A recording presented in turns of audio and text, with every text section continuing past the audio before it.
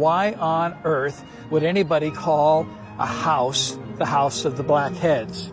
Well, it's interesting. If you go into the house, you will see many sculptures and paintings of Africans, and even next to the gate, one of the images on the front gate is a black man. Okay, that's wonderful, but what's the story? He was Mauricio, or Maurice, and he was a military leader about the 4th century or so, and this man was very venerated for his courage and for fighting on behalf of the church, and he was brave and all of these wonderful things. And then when he died, he was canonized and actually turned into a saint. So he was a warrior who became a saint. And there was a group of merchants, German merchants, who were coming back and forth here. They were part of the Hanseatic Union, which is a group of cities along great bodies of water in northern Europe.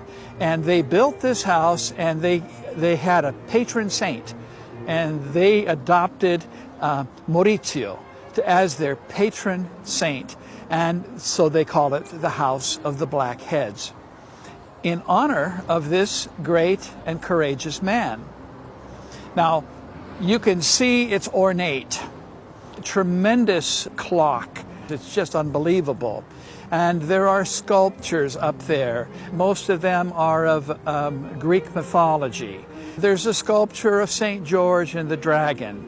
There are inscriptions in Latin. There's all sorts of symbolism here. And in the 13th, 14th, 15th century, Chamber of Commerce of Riga. It's the place where they did business. But most of the traders, the German traders, they were merchants, and they were single. So one could say they did business by day and they did pleasure by night. So this was a party place and this was a business place.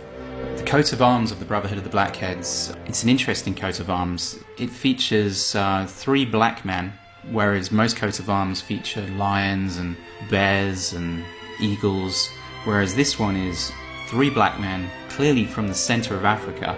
However, the exact term for blackheads is unknown. The patron saint, who I imagine is one of the 3 men on the coat of arms, or maybe it's the same person, was the black Egyptian Christian Saint Maurice.